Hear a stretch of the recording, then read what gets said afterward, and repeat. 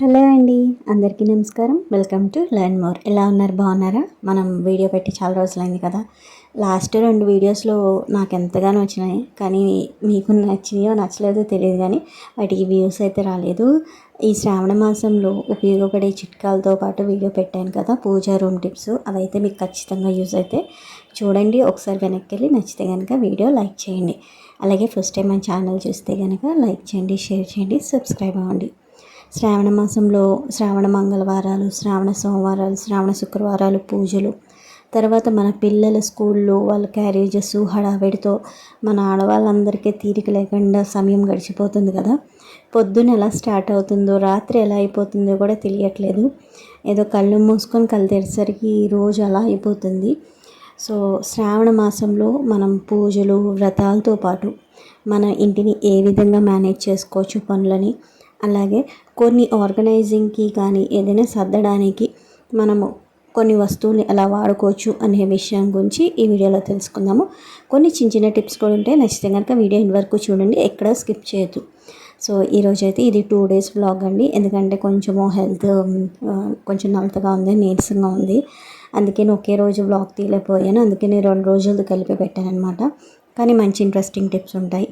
So ఇది వచ్చి ఏంటంటే మనకి రాగి సంకటి చేశాను ఇంట్లో. నాకు రాగి సంకటి చేయడం అసలు రాదు. నాలాంటి వాళ్ళు కూడా ఉంటారు కదా అనేసి వీడియో తీశాను. సో రాగి సంకటి చాలామంది ఎంత అంటే పర్ఫెక్ట్గా చేస్తారంటే, చేత్తో ఆ ముద్ద కలపడం కూడా ఎంత పర్ఫెక్ట్గా వచ్చిందో. నేను ట్రై చేశాను కానీ నాకు రాలేదు. సో నాలాంటి వాళ్ళ కోసమని ఈ చిన్న టిప్ అనేది ఫాలో అవ్వండి.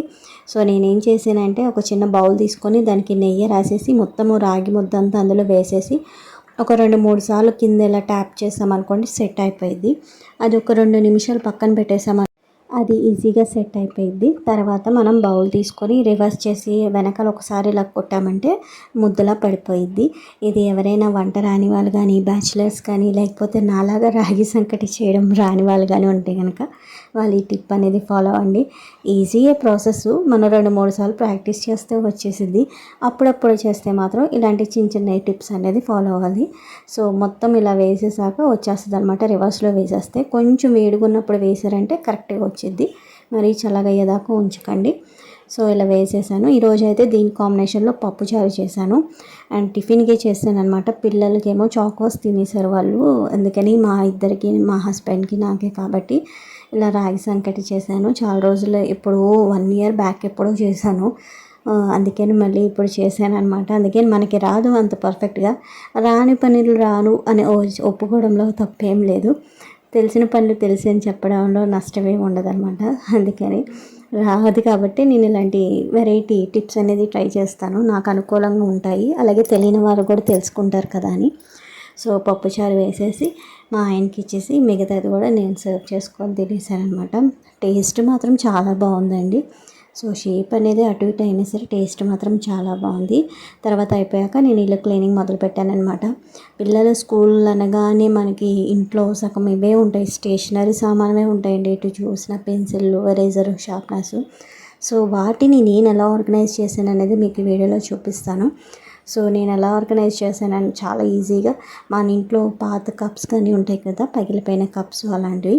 సో కొన్ని వాటికి గ్లాస్ బౌల్స్కి లిడ్స్ లేని ఉంటాయి కదా, ఇలాంటి వాటిలో పెట్టాను అనమాట. మళ్ళీ దీనికోసం సపరేట్గా ఆర్గనైజర్స్ అవన్నీ ఎందుకని ఒకే ట్రేలో ఇలా పెట్టాను. ఇది వచ్చి మనకి కుక్కర్లో, రైస్ కుక్కర్లో వస్తుంది కదా, సో అది వైట్ది.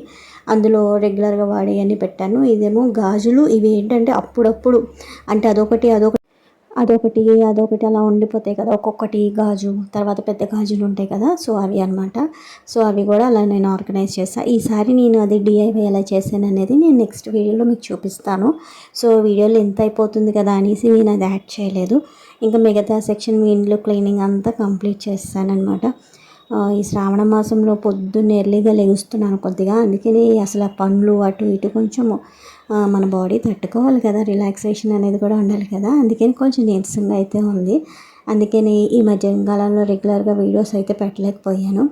ఇల్లంతా ఇంకా ఫ్లోర్ అంతా క్లీన్ చేస్తాను. తర్వాత సరుకులు, కూరగాయలు అవన్నీ తీసుకొచ్చామన్నమాట.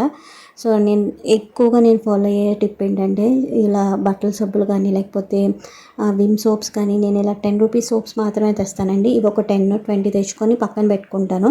10 రూపీస్ ఒకేసారి పెద్ద పెద్ద బార్స్ అయితే వాడను. నేను ఇప్పుడు దాకా వాడను కూడా వాళ్ళ.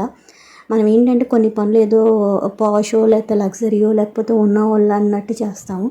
అలా కాకుండా మనకి ఇలాంటి షాంపూస్ కానీ, మనం ఏ షాంపూస్ కొంతమంది ఏంటంటే బాటిల్స్లో మీరా షాంపూ అయినా బాటిల్లో వాడతారు. సో నేను అలా చేయను అనమాట. ఇలాంటి చిన్న చిన్న శాషెస్ లాంటివి తెచ్చుకుంటాను, ప్యాకెట్స్ లాంటివి.